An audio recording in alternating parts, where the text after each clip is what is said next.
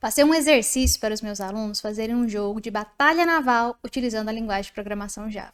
E nesse vídeo eu vou mostrar para você a versão 1.0 dessa implementação de batalha naval, que foi o enunciado que eu passei para eles desse exercício. Nesse momento, os meus alunos estão fazendo batalha naval 2.0. E quem sabe eu trago aí para vocês em formato de vídeo aqui para o canal como que ficou essa versão melhorada de batalha naval dos meus alunos, em que tem alguns requisitos a mais, alguns livres por eles e alguns requisitos que foram pré-definidos por mim. Então, enquanto eu não trago a versão 2.0, vem comigo que eu vou te mostrar como que a gente implementou esse Batalha Naval 1.0 sem utilizar orientação a objetos, detalhe importante, mas que ficou um código bem bacana de ver, bem modularizado e com umas funções bem interessantes.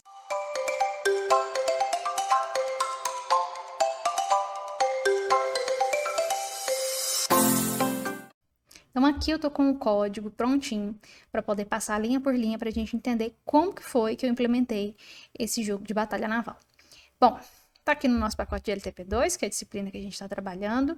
Temos alguns imports aqui, classe random, arrays, scanner. E essa anotação aqui, que agora eu chego nela para poder explicar da onde é que surgiu essa anotação, que até então nós não tínhamos utilizado nenhum tipo de anotação. E temos aqui nossa classe, chamei aqui de Battleship. E o nosso código, no momento, ele conta com 175 linhas. Nós não estamos utilizando orientação a objeto, importante lembrar. Eu tenho aqui como variáveis estáticas da minha classe o tamanho do meu tabuleiro, a quantidade. Eu tenho aqui o tamanho do meu tabuleiro, o tamanho dos navios e a quantidade máxima de navios. Eu coloquei isso daqui como constantes dessa classe, ok? Então temos aqui estáticos do tipo final, do tipo int. Lembrando que constante você sempre nomeia com letra maiúscula, separado aí por underline.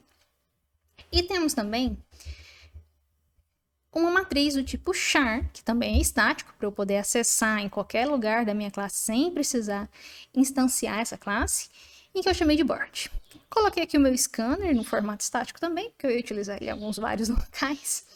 E criei um int row equal só para poder facilitar, para não ter que ficar passando a referência disso aqui em todos os métodos aqui da nossa implementação.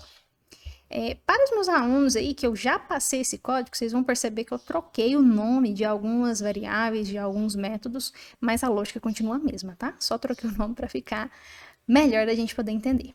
Então, temos isso aqui de variável global, aqui as variáveis da nossa classe, e temos o nosso método main.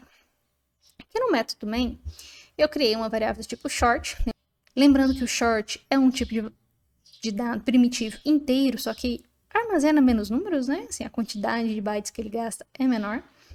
E temos aqui um do while, em que o nosso jogo inteirinho está aqui dentro desse do while. Esse do while faz o quê? Ele só garante que eu vou executar o jogo pelo menos uma vez, e eu pergunto se o usuário quer jogar novamente. Um para sim e outro número para sair. Ele lê isso daqui com um next short, e enquanto ele digitar 1, vai executar o nosso jogo aqui de batalha naval. E quando ele quiser sair, que esse while é falso, vai mostrar a mensagem obrigada por jogar. Mas antes da gente passar por cada um desses métodos aqui, de setup bird, setup boats, ó, vou dar para chips aqui, ó. Setup chips. Tá tudo chips? Ok, pronto. Print board e start game. Antes da gente falar disso aqui, eu vou jogar aqui uma vez para você poder entender como é que funciona esse jogo de batalha naval. Quais são os requisitos dessa implementação. Bom, começou aqui o nosso jogo. O tabuleiro está sendo iniciado, aguarde um instante. O tabuleiro está iniciado. Eu tenho aqui a impressão do meu tabuleiro, em que eu tenho um tabuleiro de tamanho 5x5. Observa lá a nossa variável global, ó, board size 5. Então, o tamanho do meu tabuleiro é 5. E é um tabuleiro quadrado. Eu nomeei as linhas aqui com A, B, C, D e E. E as colunas com 1, 2, 3, 4, 5. E ele já começa me perguntando, né? É um jogo single player, ou seja, só eu jogo contra o computador aqui. O computador coloca aleatoriamente 3 navios, olha aqui, ó, max chips 3.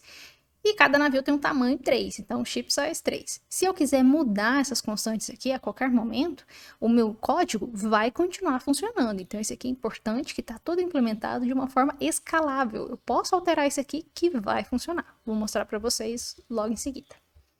Então, temos nosso tabuleiro 5x5, 5 linhas nomeadas de A a E e 5 colunas, 1, 2, 3, 4, 5. Já tem navios escondidos aqui, 3 navios de tamanho 3. E agora eu vou digitar as coordenadas separadas por um espaço. Pedi aqui no meu print separada por espaço, mas se eu colocar um enter também funciona. E eu vou digitar a letra e o número.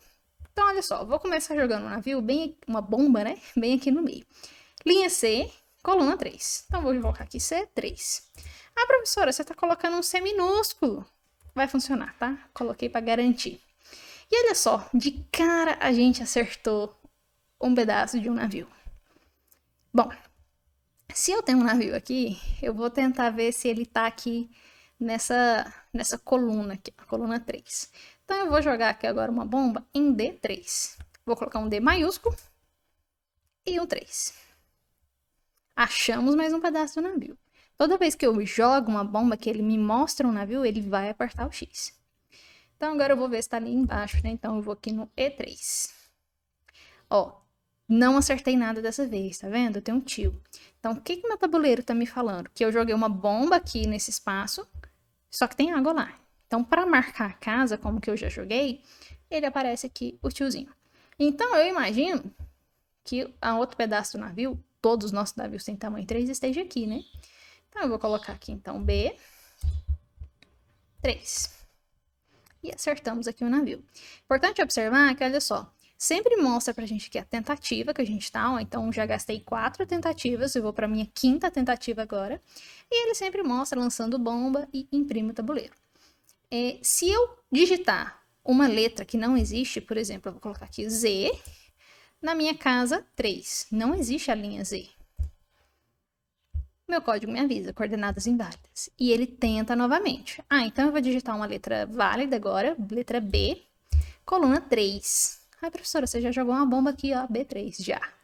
Só para te mostrar que ele pega as verificações necessárias para poder garantir que eu já escolhi, que não posso escolher essa casa. Olha lá, ele mostra a mensagem. Você já escolheu essa casa em outra rodada. Não é possível jogar 2 bombas no mesmo lugar. Digite as coordenadas da sua jogada separadas por espaço. Ok. Uma coisa que a gente poderia melhorar aqui é imprimir o tabuleiro de novo, né? Que ela tem que ficar arrastando aqui pra cima. Mas vamos lá, vamos terminar aqui de jogar. Vou colocar aqui, então, C4. Ó, acertei mais um navio aqui. Ixi, agora entender como é que esses navios estão dispostos. C5.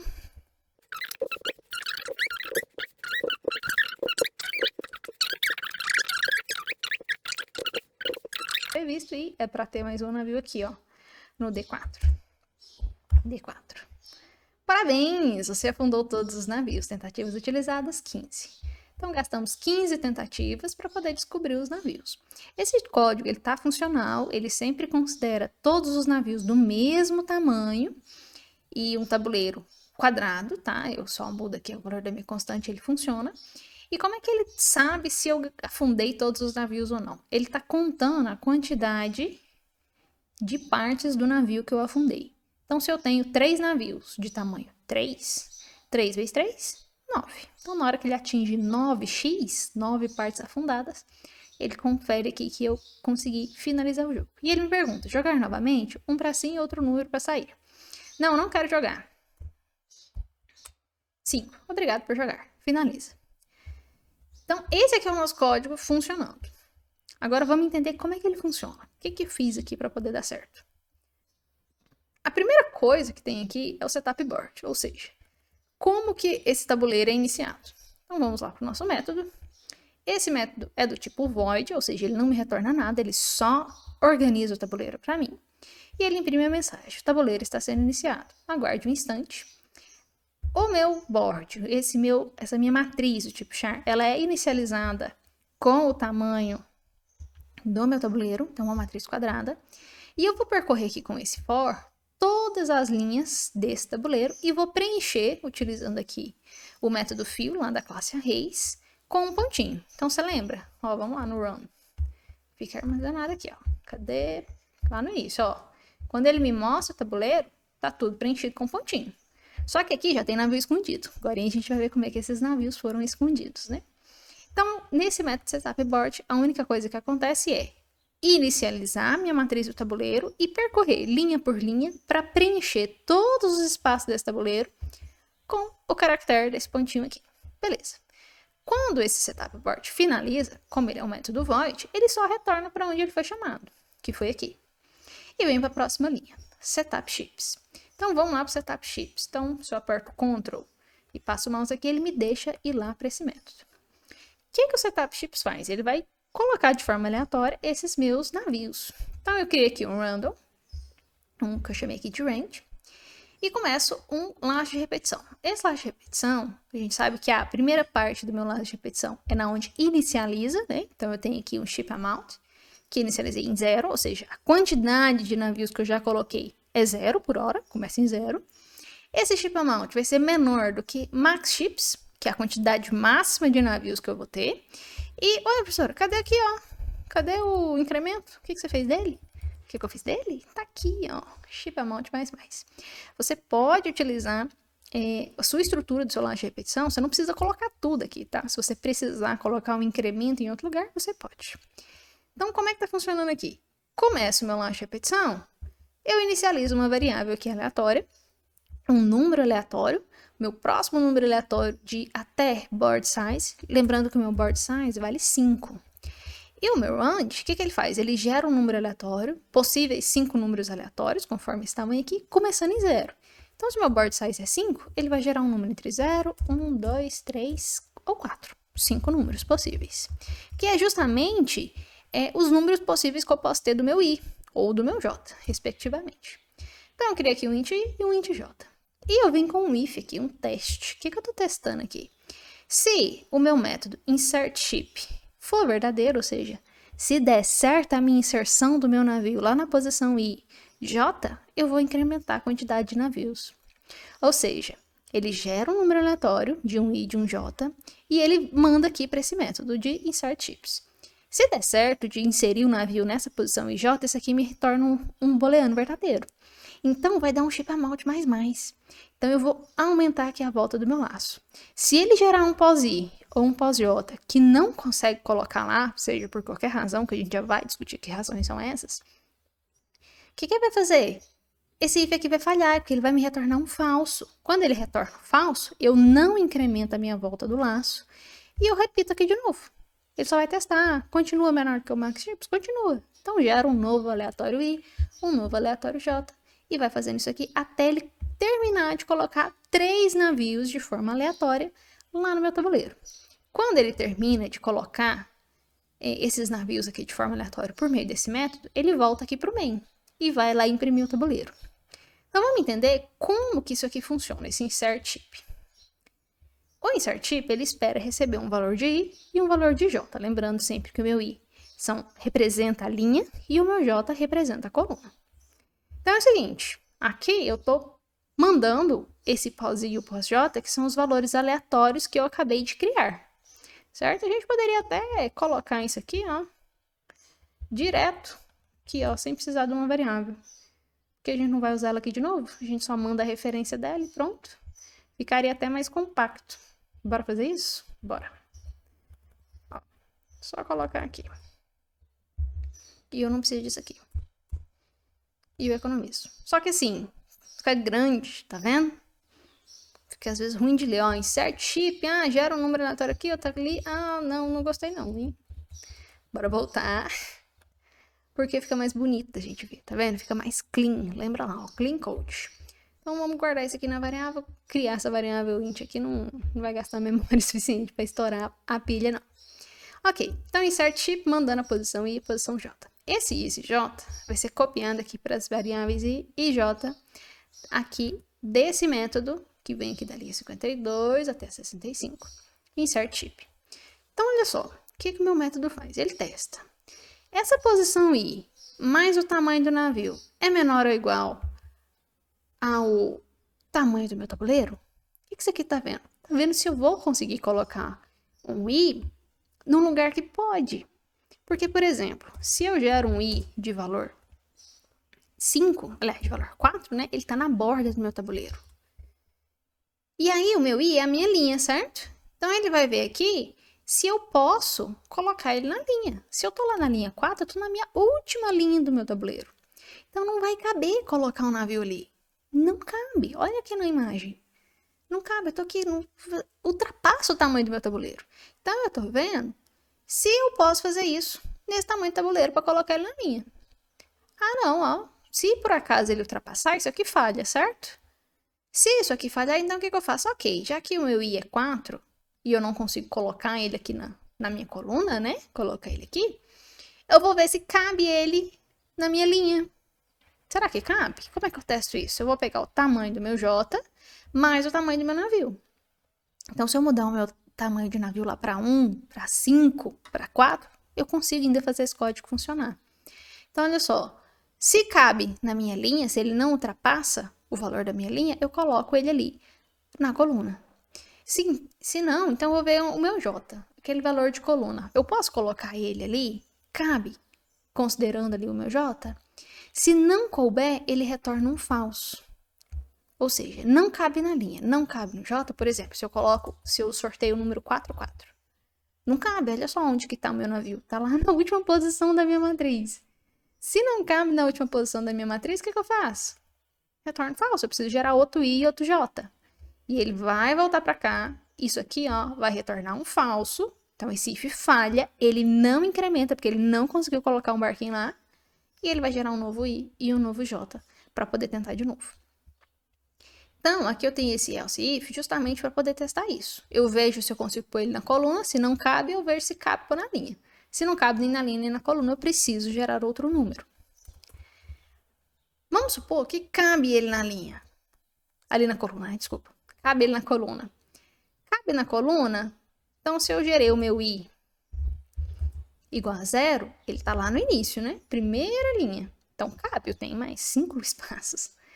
Se ele cabe, ok, mas não basta só caber. Eu preciso testar se tem espaço para ele, se não tem navio lá já. Então o que eu testo?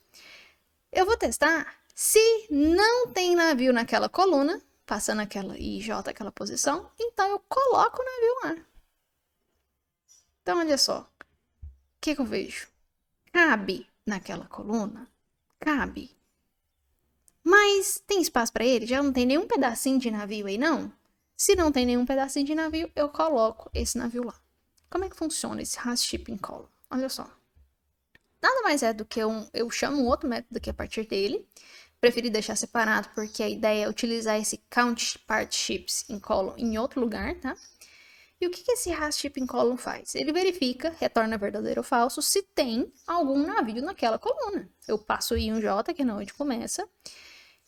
E aí eu chamo esse outro método aqui, passando meu I e o meu J e o símbolo que eu estou procurando. Se por acaso, o que esse método faz? Count ships parts in column. Então ele vai contar as partes do navio naquela coluna, começando com I e com J. Então olha só, eu recebo um I, um J, que é o mesmo I, o mesmo J, e um caractere, que é o símbolo que eu estou procurando, que eu estou querendo contar. Então nesse momento eu estou querendo contar um jogo da velha. Quem é o jogo da velha? É a representação do meu navio. Aqui na nossa execução, a gente não viu nenhum jogo da velha. A gente só viu X e tio, e os pontinhos, né? O que acontece? Eu preciso de alguma coisa para mapear o meu navio. Então, o que mapeia o meu navio é justamente esse joguinho da velha. Então, olha só. Esse método Count Ships Parts in Column, ele vai inicializar uma variável contadora aqui, Count Boat, tá? Boat, vamos mudar para Ships. Count Ships. Ok. Vou começar ela em 0, né? Porque assim, não achei nenhuma parte de navio ainda. Aí o que eu faço? Eu tenho um for que começa no meu K igual ao I, que é a minha posição I, e vai até K menor do que I mais ship size. Ou seja, da onde ele está até o tamanho máximo que ele pode ir, considerando que todos os meus navios têm esse mesmo tamanho. Então eu vou percorrer isso aqui, esse K, essa linha, cada linha K aqui, percorrendo ali a minha coluna, para saber se eu acho um... Que símbolo que é esse? O jogo da velha que eu passei. Passei aqui o jogo da velha, então eu estou procurando esse símbolo. Na hora que eu acho esse símbolo ali na minha coluna, eu faço um count chips mais. Percorri todo esse espaço aqui do meu navio. Se eu tiver achado algum navio, esse count chips aqui vai sair de 0 ou para 1, ou para 2, ou para 3. Olha aqui, eu posso ter um navio, só um pedacinho do navio ali na coluna, ou posso ter 2 pedaços de navio ou um navio inteiro, né? E eu vou retornar essa contagem lá, o meu método retorna um inteiro. Quando eu retorno esse inteiro aqui, então eu estou retornando a quantidade de partes do navio naquela coluna. Se for diferente de 0, isso daqui é porque tem navio lá dentro. Tem pelo menos um pedaço. E aí não cabe. Aí eu não posso botar um navio novo lá, senão eu vou escrever em cima de outro navio já existente. Então, eu vou retornar um teste lógico. Olha aqui, ó. Essa contagem, se ela é diferente de 0, é verdadeiro ou falso. Então, ele está retornando um booleano aqui nesse has shipping column. Então, o que eu testo aqui? Se não tem navio lá, ou seja, se ele me retorna um falso, então eu chamo um método aqui tipo tip, que é coloque o navio para mim lá na linha IJ na coluna. Olha só, esse argumento aqui chama isRow. É linha falso. Então é na coluna que eu estou querendo colocar. Então eu vou colocar um navio na coluna, começando ali com o meu I e com o meu J. Coloquei o meu navio, eu retorno um verdadeiro. Retorno um verdadeiro para quem, professora? Olha só, o insert tipo foi chamado aqui, ó. Então, na hora que eu coloco um navio ali, eu retorno verdade. Então, aqui volta um verdadeiro. Esse if dá certo, né? É verdadeiro, if true. E eu aumento aqui a quantidade do ship amount. Então, eu tô dizendo que, ó, deu certo eu colocar um navio. Então, aumenta esse contador aqui, por favor. Aumentei o contador, ele vai para a próxima volta até eu colocar 3 navios lá. Por que 3? Porque é o valor que está guardado dentro dessa constante aqui, desse max ships. Pois bem, vimos aqui então como é que funciona o insert ship, has shipping column e esse put ship. Como é que você botou esse navio aí, professora? O que esse put ship faz? Vamos lá. Ctrl, clica lá e manda lá me manda para o método. Esse método put ship, ele vai colocar um navio.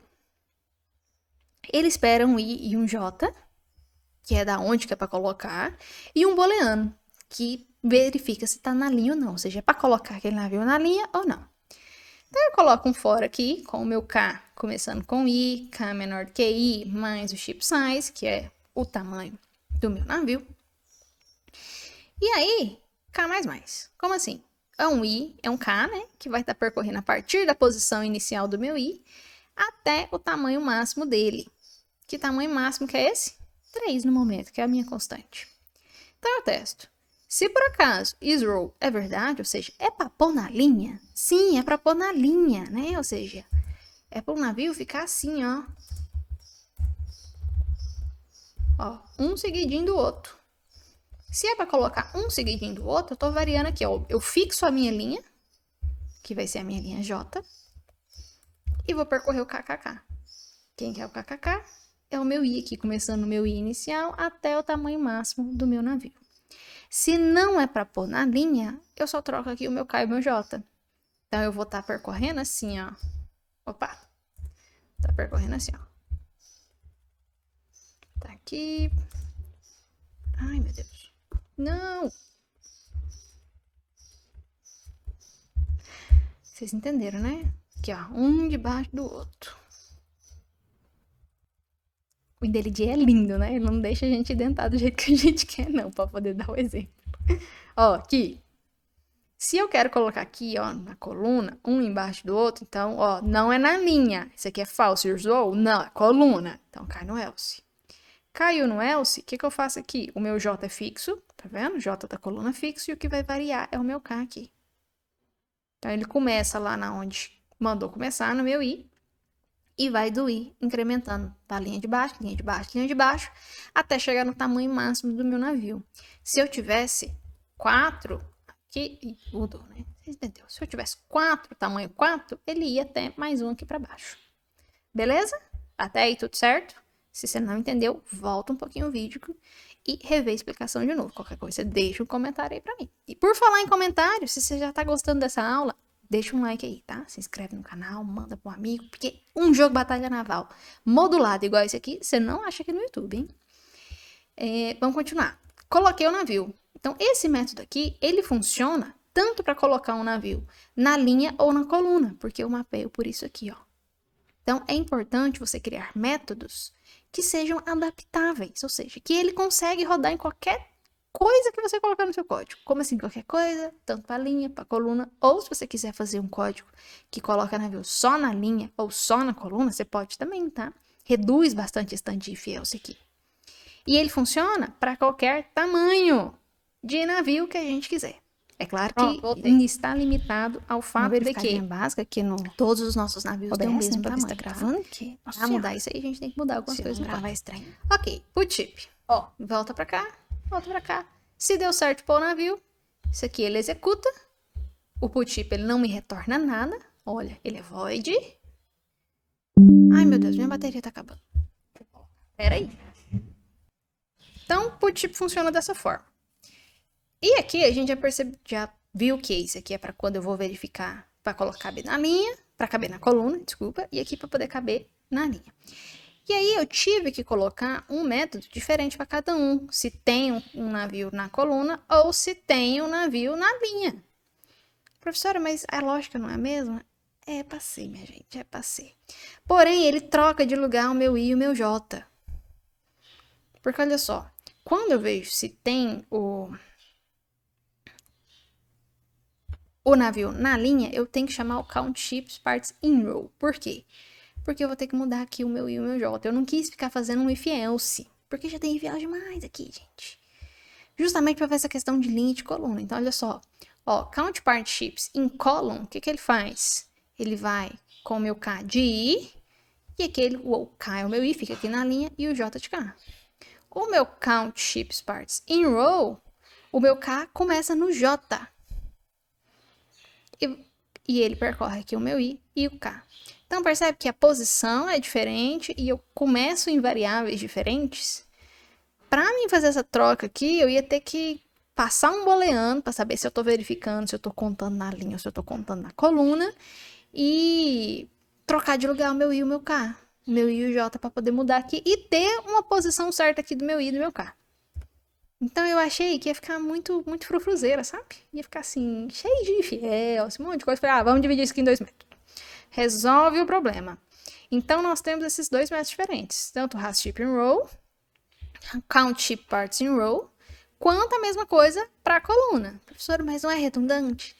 Não exatamente, porque nós temos posições diferentes aqui do seu código, tá? Então, assim, funciona, o mecanismo é parecido, mas eu tenho posições diferentes aqui do meu I, do meu J, do meu K. E para colocar isso aqui num método só, ia dar mais trabalho, ele ia ficar maior e mais complicado. Não é a mesma coisa desse daqui, ó. Cadê? Do putbolt. Ó, putbolt, ele funciona tanto para colocar na linha e na coluna. Por quê? Porque eu só tenho de diferença um teste aqui de if else. Eu verifico, é na linha? É, então põe na linha. É na coluna? Não, então põe na coluna. Eu poderia dividir um put chip aqui para colocar um navio na linha e o outro na coluna, que eu não preciso fazer um if else, mas eu ia ficar com 2 métodos. E aqui, como é um if else menorzinho, ou seja, só isso aqui, eu preferi deixar ele num método só, tá? Você entendeu essa parte? Tá tranquilo? Qualquer coisa você comenta aí, hein? Comenta aí, minha gente. Já curtiu o vídeo? Então, vamos voltar lá. Então, desse jeito funciona o nosso insert chips. Então, com esse método aqui, insert chips, a gente consegue colocar um navio tanto na linha quanto na coluna, garantindo que eu não passo da borda do meu tabuleiro e eu garanto que não vai ter outro navio lá já, que eu não vou escrever navio em cima de navio, certo? Então, isso que nós temos. Vamos voltar lá para o nosso main. Cadê o main? Achei o main. Então, falamos do setup board. O que o setup board faz? Cria a nossa matriz. Depois nós vamos para setup chips, que ele coloca os navios de forma aleatória lá pra gente. E depois ele vem um print board. Vamos lá no nosso print board, ver o que esse print board faz. Print board. Temos um for. Print board não recebe nada, tá? Temos um for do meu i igual a 0, i menor que o tamanho do meu tabuleiro, e mais. Beleza, vou imprimir linha por linha. E aí começa um negócio interessante aqui. Olha aqui, char i mais 65. Da onde que você tirou isso, professor? O que esse char tá fazendo aí? Vocês lembram que aqui, ó, tá impresso A, B, C, D, E? A, B, C, D, E? Olha só! O que eu tô fazendo aqui? O meu i é o 0, certo? Começa em 0 e vai até o tamanho aqui. Então, 0, 1, 2, 3, 4. Esse 0, eu posso transformar ele para caractere. Como? Lá pela tabela ASCII. Vamos entrar na tabela ASCII? Aqui. Isso aqui tá muito bonita não, mas serve. Ó, caractere A maiúsculo, ele corresponde ao decimal 65. O B, 66. Ó, A, desse caractere A corresponde ao decimal 65. Caractere B corresponde ao decimal 66, o C 67. O que eu tô fazendo aqui? Somo o meu I com 65, porque o 65 é o A. Então, quando o I é 0, eu quero imprimir A. Então, o que ele faz? 0 mais 65? 65. Quando eu pego esse número 65 e converto ele para char, porque ele vai resolver isso aqui, ó. Ele vai entender o A. Vai imprimir essa letrinha da linha e vai imprimir a barrinha. Então, ele vai fazer isso aqui, ó. Imprimiu o A, imprimiu a barrinha. Imprimiu o A, imprimiu a barrinha, olha que é um print, não é print LN. Então, ele vem e chama esse método print row, passando a referência aqui do meu board aí. Então, ele vai imprimir a barrinha e depois ele vai imprimir todo mundo aqui da linha, ó. Ele vai mandar imprimir essa linha. Imprimiu a linha, o que ele faz? Ele repete isso aqui para todo mundo. Então, imprime depois o B, depois o C, depois o D, depois o E. Depois que ele imprimiu todo mundo, o que ele faz? Ele chama esse método aqui, ó, print bottom line board, que é para imprimir essa linha de baixo aqui, ó. Que eu achei melhor botar ele num método separado, porque tá ficando grande isso aqui, né? Lembrem-se de não fazerem métodos gigantescos, tá? Métodos pequenininhos. Pode dividir em vários métodos, mas não façam métodos grandes. Por favor, tenham dó da professora na hora de corrigir o código. Então, olha só. Isso aqui eu consigo imprimir a letra que eu quero e eu chamo esse método print row. Quem que é esse print row, professora? Tá aqui, ó. Print row, aqui que entra aquela anotação, lembra de eu falar lá no início? Not null. Isso aqui o IntelliJ que pediu pra mim, falou assim, ó, bota esse not null aí, porque você tá recebendo uma referência, você quer imprimir, e se for nulo esse trem aí que você receber, não vai imprimir nada, vai dar erro. Então, nós colocamos a anotação, tá? Outra aula com mais tempo, a gente conversa um pouquinho melhor aqui sobre essas anotações. O IntelliJ é bacana porque ele consegue otimizar o seu código, te dar sugestões, que vai ficar bonito. Então, temos aqui um for, que ele tá pedindo pra gente fazer um for each, tá? Um for inset. E no momento nós não vamos fazer isso, porque em sala de aula nós não conversamos ainda sobre esse for each e vamos por partes. Sem pânico. Funciona, tá? É só pra ficar mais bonito. Então, o que eu tô fazendo aqui nesse print row? O que ele faz? Ó, meu linha vai imprimir aquela linha inteira, então eu usei o meu i aqui, e de 0 até o tamanho daquele lá. Então, eu tenho 5, certo? Ele vai imprimir o a e depois ele vai imprimir isso aqui, essa linha inteira aqui. Então, ele vai percorrer de 0 até o tamanho, que é 5. Esse tab.length tá vindo na linha. E mais, ou seja, 1 a 1. E ele faz um teste. Se o que tiver guardado dentro desse tab, que é onde eu tô chamando, que é cada linha ali do meu tabuleiro, se o que tiver guardado dentro lá for um jogo da velha, o que ele é? Um navio. Jogo da velha é o que a gente tá usando para guardar navio. Então, se tiver um navio lá dentro, eu não vou imprimir jogo da velha, porque senão eu vou contar pro usuário aonde que tá esse navio. Não quero contar, senão eu vou entregar o jogo aí. Então, o que eu faço? Se ele achar o símbolo do navio, eu imprimo pontinho, que é a representação do tabuleiro inicial, sem ter jogado nada lá dentro. Agora, se não for jogo da velha, ou seja, se for qualquer outra coisa, lembrando que nós temos tio para representar uma água, quando você jogou a bomba e só tinha água lá, X para representar o navio quando a gente acerta ele, ou então um pontinho que é o inicial, que é lá no arrays.fill. Lembra que a gente pôs lá o arrays.fill? Então, se ele achar qualquer um desses outros aqui, se não for jogo da velha, é porque é pelo menos um desses 3. Se ele achar algum desses 3, eu imprimo essa informação que está guardada nele, mais um espaço, para ficar bonitinho, né? Então, o que eu faço com isso aqui? Eu estou mascarando aonde que está o meu navio. Porque se eu achar um navio na hora que eu estiver percorrendo essa linha aqui, o que eu vou fazer? Eu vou imprimir um pontinho, que eu não vou contar aonde que está esse navio. Entendeu? Então, o que ele faz? Imprime todo mundo da linha aqui no meu for. Para ficar melhor, vamos botar uma chave aqui, ó. Tá ruim, né? É ruim ficar um for com um if else grande assim, sem uma chave. A gente vê melhor agora o que está acontecendo. Esse if else roda para cada um desses fors. Na hora que ele termina de imprimir todo mundo, observa que eu estou mandando imprimir com prints. Não é print ln. E eu não tenho nenhum /n aqui. Então, ele vai imprimir essa linha inteirinha aqui. E na hora que ele chega aqui no último, que o meu for acaba, o que ele faz? Imprime uma linha. Ou seja, ele vai para a linha de baixo. Quando ele vem aqui para a linha de baixo, esse print row acaba.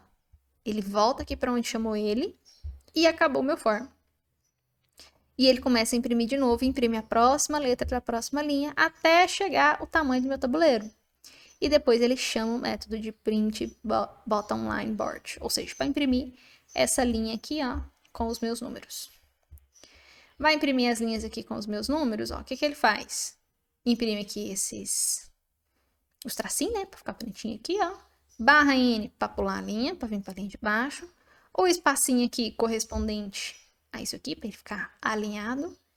Essa barrinha aqui, que eu esqueci o nome dela, essa barra reta aqui, essa barra aqui não é barra. Para poder separar, e aí vem imprimindo os meus números. Com o meu I mais 1, por que I mais 1?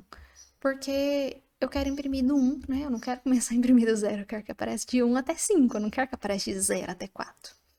Terminou de imprimir tudo isso, eu coloco um print ln barra n. Ué, mas 2 linhas que você tá pulando? Sim, 2 linhas, porque ó, eu quero dar esse espaço aqui, ó. Ele vem pra linha de baixo e dá um espacinho. Pra não ficar tudo grudado, sabe? Ficar tudo grudado é ruim, tá? Não deixa as coisas grudadas. Imprimiu o print bottom line, ele volta pra cá, acabou o meu método de print board. Terminou o método de print board, vamos voltar lá pro nosso main. Cadê o meu main? Aqui. Imprimiu o print board, o que ele faz? Começa o jogo. E agora que a gente vai começar o jogo. Observa que todo o nosso jogo tá aqui dentro de Start Game. Todinho. Então, o nosso main só serve para quê? Organizar o nosso tabuleiro, organizar os navios, imprimir o tabuleiro e chamar a começar o jogo. E aí você pergunta, quer jogar de novo? Quero. Ele repete tudo isso aqui. Começa o tabuleiro de novo, faz um setup nos chips, faz um print board e começa o jogo de novo. E ele zera tudinho. Beleza? Beleza. Então vamos lá para o Start Game. Vamos ver como é que começa o nosso jogo. Start Game é um método que está relativamente grande, ó. Quase que não cabe aqui na tela. Como que funciona o Start Game? No Start Game, eu criei aqui um round, que é uma variável contadora, que vai contar os rounds que a gente tá. E uma variável que vai contar quantas partes do navio que afundou. Olha lá, part ship sunk. Ou seja, quantas partes do navio estão afundadas. No momento 0, porque a gente começou o jogo agora, né? Start Game começou agora. E eu venho do while aqui. Então, esse do eu chamo read coordinates. O que você acha que esse método faz? Lê as coordenadas, exatamente. Então, ele vai ler a coordenada e vai imprimir uma linha, que é exatamente o que aconteceu aqui, lembra? Ó, digite as coordenadas da sua jogada. Deixa eu vir para outra aqui que não tem. Que deu certo, ó. Digite as coordenadas da sua jogada. Digitei as coordenadas, ele imprime essa linha grandona aqui e depois imprime ali, ó, tentativa tal.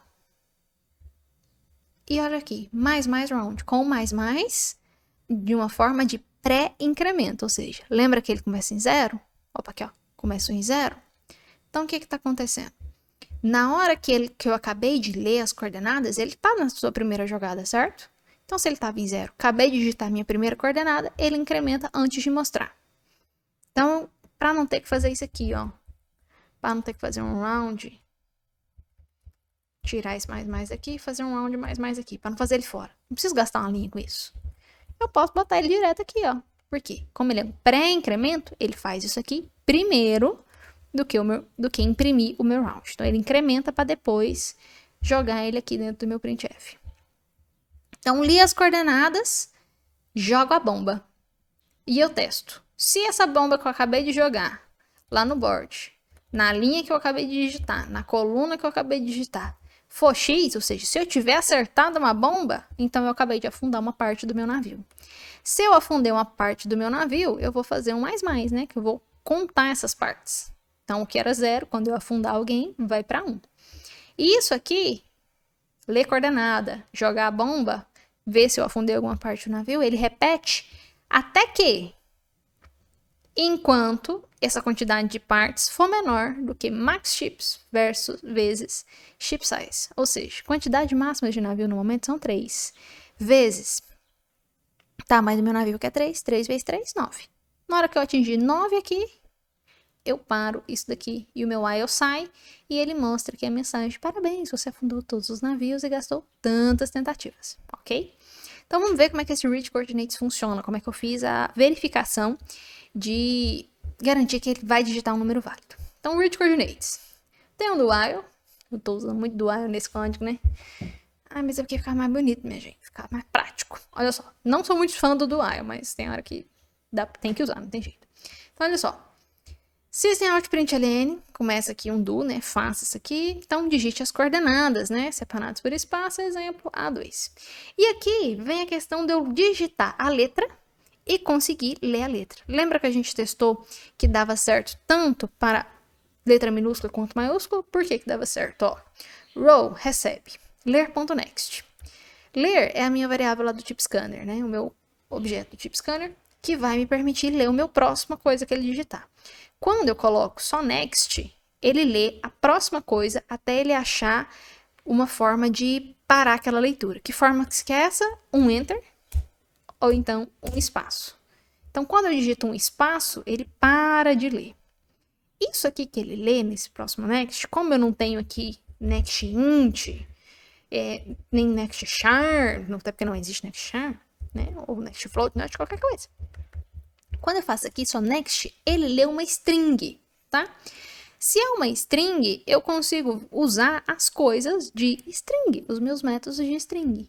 E aí eu coloco aqui, ó, um ponto to uppercase. Isso aqui, o que ele faz? Pega essa coisa aqui que ele acabou de ler até eu achar um espaço, passo tudo para maiúsculo e depois eu ainda uso mais um método aqui, ó, ponto char at 0. A gente sabe que uma string, ela é como se fosse um vetor e tem as suas casinhas, né? Então, a primeira letra que ele digitou antes do espaço, ele pega aquela primeira letra na posição 0, ok? Vou deixar uma imagem aqui na tela, só para facilitar. Então, ele vai pegar esse caractere. Então, se eu digito A ou char A, vocês lembram que ele era 65 lá na tabela ASCII? Então, eu subtraio o 65 dele aqui. E ele vira 0, porque eu posso fazer essa operação entre essas letras, entre esses caracteres, tá? Qualquer caractere e inteiros que ele vai ler. E o meu row e o meu call, se você se lembra bem, ó, ele é global aqui, ó, que eu não queria ficar passando ele como referência toda hora. Global e inteiro e estático, ok? Então, cadê onde é que eu tô? Tô aqui. Aqui. Então, desse jeito, eu consigo ler a minha linha. Considerando que eu vai digitar qualquer coisa, ele vai pegar, vai transformar para maiúsculo, vai pegar a primeira casa e subtrair de 65. Li a linha e eu vou ler a coluna. Como é que eu leio a coluna? Vou ler do mesmo esquema. Ler.next. Então, ele vai ler uma string. Então, se eu digito o número 1, ele vai estar lendo a string 1. Leu a string 1, o que ele faz? Ponto char at. Ou seja, vai pegar aquele primeiro caractere, vai virar um caractere, né? Só char at, pega aquele caractere naquela posição, no caso, nossa posição 0, e vai subtrair 49. Por que 49, professora? Ó, quem que é o meu 49? Vamos ver. 49 é 1. Então, se ele digitar 1, ou seja, a coluna 1 que eu quero, que representa o número 49. Então, na hora que eu faço 49, que ele digitou 1, menos 49, vira quem? 0, que é o primeiro índice da minha matriz. Tá, li o row e li o call. Isso aqui, esse do while, vai funcionar enquanto essa coordenada não for válida. Então, isso aqui, o que eu estou testando? Eu tenho um novo método, isCoordinates inválido, ou seja, se a coordenada for inválida, se isso aqui for verdadeiro, ou seja, ela é inválida, ele repete isso aqui para mim. E eu vou e chamo esse aqui, isCoordinates invalid. O que esse método faz? Eu não passo nada para ele aqui, porque o meu call é global.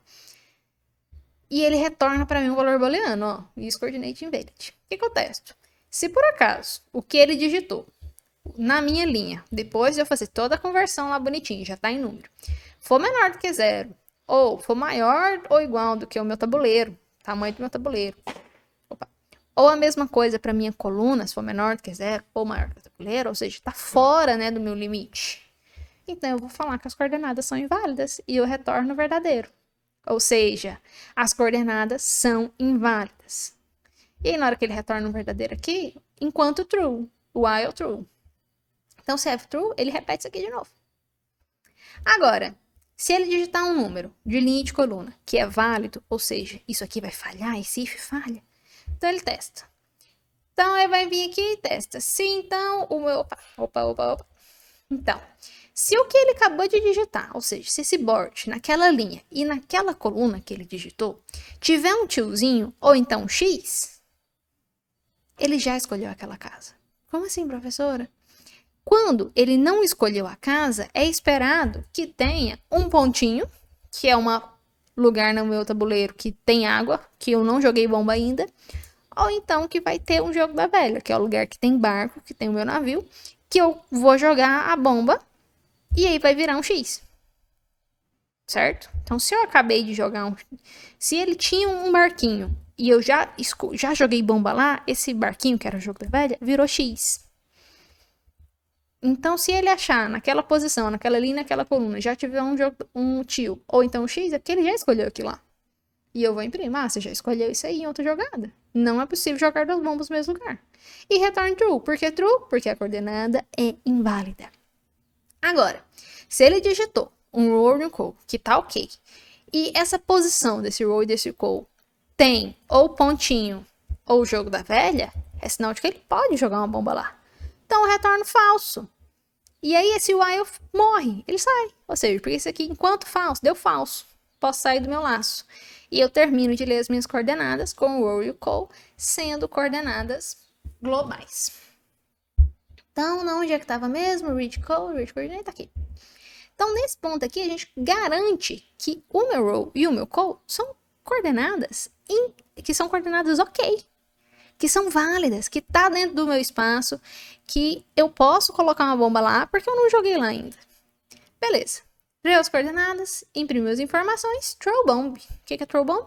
Jogar a bomba. O que esse throw bomb faz? Um método tipo void, e ele vai imprimir, lançando a bomba, e ele testa.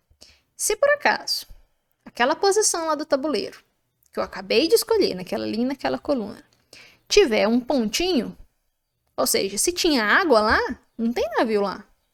Então, eu vou trocar esse pontinho por um tio. Ou seja, para falar, olha, tinha água e você jogou lá, mas é só água, não tem navio lá não. Agora, se o que tá lá dentro do meu tabuleiro não é pontinho, se isso aqui falhar, é porque então ele vai ser um jogo da velha. Opa, vai ser um jogo da velha que tá guardado lá dentro. Como que eu sei que é um jogo da velha que tá guardado lá dentro? Porque eu garanti, pela minha método isCoordinate Invalid, que eu só chego aqui no throw bomb no caso de o que tá guardado lá dentro ser ou pontinho ou jogo da velha.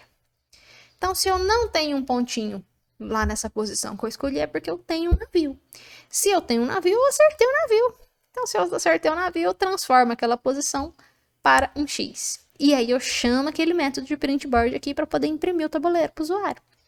Não vou passar de novo no printboard, porque a gente já falou sobre eles. Né? Esse vídeo aqui vai dar 2 horas de vídeo, né? Chama o printboard, imprime o tabuleiro e volta lá para a posição que foi chamando o throw bomb. Volta aqui para o throw bomb e eu testo. Ah, esse lugar que você acabou de jogar a bomba tem X? Você acertou um barquinho? Se você tiver acertado um barquinho, incrementa aqui o partship sunk. E ele vai contar quantas partes você afundou. E ele vai repetindo isso aqui até você acertar todas as partes dos navios. E imprime a mensagem, quando você acerta tudo, de que você acertou tudo e mostra quantas tentativas você gastou para fazer aquilo. Fez isso? Start game, acabou, você conseguiu terminar o jogo, como ele é void, ele não retorna nada e ele só volta lá pro main. Vamos lá no main. E ele te pergunta, você quer jogar novamente? Um para sim, outro número para sair. Joga novamente, ler next chart e repete tudo aqui. Então, o que acontece? Vamos mudar o tamanho desse tabuleiro? Vamos pôr um tabuleiro menor, tá? Vamos colocar um tabuleiro de tamanho 3x3. Um tamanho de navio 1. Quantidade máxima de navios 3. Vamos rodar? Ó. Trocamos aqui o tamanho. É 3x3 meu tabuleiro agora. E tá funcionando. ABC 1, 2, 3. Então vamos jogar, né? Vamos ver aqui, ó. Vou ver se tem um navio. Lembrando que o tamanho do meu navio, ship size, é 1, tá? Então B. Vou jogar aqui na linha 3, coluna 2. Tem um navio aqui, ó. Acertei o meu navio. B. Vou colocar do ladinho dele. B3. Ó, tem água aqui dentro. Não acertei. Então eu vou lá pro C3. Aqui também tem água. Não acertei. Então eu vou pro A3. Ó, acertei mais um navio aqui. Lembrando que o nosso navio agora tem tamanho 1. E eu tenho 3 navios. Falta um navio para eu acertar. Vou colocar aqui, ó. Vou pôr aqui. C1. C1. Tem água ali. Vou jogar de novo no C1, só pra gente ver de novo aquela verificação. Você já escolheu essa casa em outra jogada. Não é possível jogar duas bombas no mesmo lugar. Você já escolheu esse C1. Então, vou escolher aqui, ó. C2. C2. Ó, achei o meu outro navio. Então, tinha um aqui, um aqui. Um navio não, né? Barquinho, só tem uma casa. 1, 2, 3. Parabéns, você afundou todos os navios. Tentativas utilizadas, 6. Ó, gastei 6. 1, 2, 3, 4, 5, 6 tentativas. Jogar novamente? Sim, quero jogar novamente. 1. Ele zera o tabuleiro ali e esconde os navios aqui tudo de novo. Então, isso aqui, como é constante, tá? O tamanho do seu tabuleiro, do navio e a quantidade máxima de navio, você não consegue mudar aqui com escolhas do usuário, tá? Para fazer isso, você precisa transformar isso em variável. Você tem que tirar o final e pedir o usuário para digitar. Porque você poderia, a cada rodada aqui, o usuário escolher que tamanho que ele quer. É a possibilidade. Então, esse é o nosso jogo de batalha naval. Se você gostou, se você curtiu, deixa um joinha aí para a professora. Que eu já expliquei isso aqui em sala de aula, né? Tô gravando aqui para poder facilitar os estudos de vocês.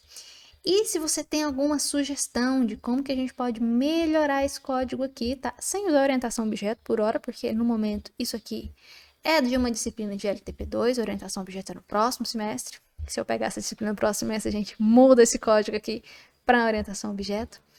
E os meus alunos vão apresentar a versão 2.0 do Batalha Naval. Então é isso, pessoal. Bons estudos. Eu espero que isso aqui tenha sido útil para vocês. Até a próxima!